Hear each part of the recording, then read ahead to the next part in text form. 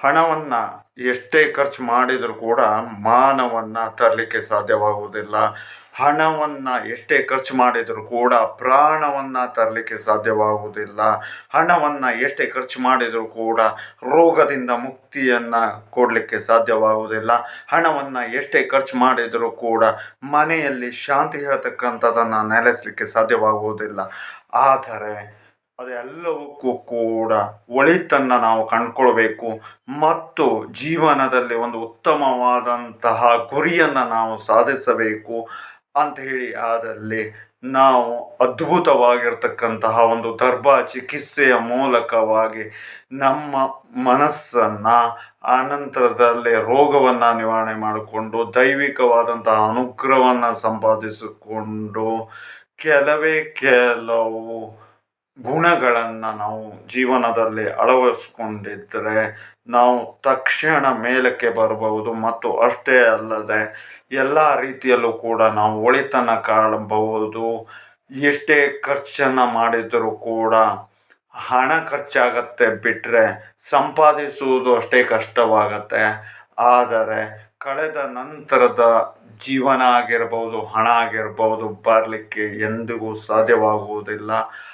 ಆದರೆ ಕೆಲವು ಮೌಲ್ಯಗಳಲ್ಲಿ ನಾವು ದೈವಿಕವಾದಂತಹ ಅನುಗ್ರಹವನ್ನು ಪಡ್ಕೊಂಡು ಜೀವನದಲ್ಲಿ ತುಂಬ ಜನರು ಒಳಿತನ್ನು ಕಂಡುಕೊಂಡಿದ್ದಾರೆ. ನೀವು ಕೂಡ ಒಳಿತನ್ನು ಕಂಡುಕೊಂಡು ಮತ್ತು ತದನಂತರದಲ್ಲಿ ಹಾಳಾಗುವಕ್ಕಿಂತ ಪೂರ್ವದಲ್ಲಿ ನಾವು ಎಚ್ಚೆತ್ತುಕೊಂಡು ಇನ್ನೊಬ್ಬರನ್ನು ನಾವು ಪರೀಕ್ಷೆಗೆ ಒಳಪಡಿಸುವಕ್ಕಿಂತ ಪೂರ್ವದಲ್ಲಿ ನಮ್ಮನ್ನು ನಾವು ಸರಿಪಡಿಸಿಕೊಂಡು ದೈವಿಕವಾದಂತಹ ಒಂದು ಅದ್ಭುತವಾದಂತಹ ಶಕ್ತಿ, ಒಂದೇ ಮಾತಿನಲ್ಲಿ ಹೇಳಬೇಕು ಆದರೆ ವಿಶ್ವದಲ್ಲಿ ಎಲ್ಲಿಯಾದರೂ ನೀವು ಕೇಳಿದ್ದೀರೋ ಬಿಟ್ಟಿದ್ದೀರೋ ಗೊತ್ತಿಲ್ಲ.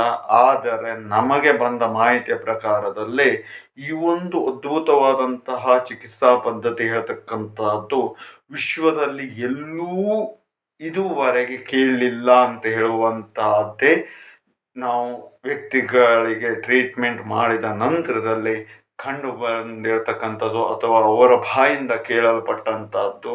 ಹಾಗಾಗಿ ಅದ್ಭುತವಾದಂತಹ ಈ ಒಂದು ಶಕ್ತಿಯನ್ನು ಪ್ರತಿಯೊಬ್ಬರು ಕೂಡ ತೆಗೆದುಕೊಂಡು, ನಿಮಗೆ ಗೊತ್ತಿಲ್ಲದೇ ಇದ್ದರೆ ಇನ್ನೊಬ್ಬರು ಕಷ್ಟದಲ್ಲಿರ್ತಾರೆ ಅಂಥವರಿಗೆ ತಿಳಿಸಿ ಒಳಿತನ್ನು ಮಾಡಿಕೊಡಿ.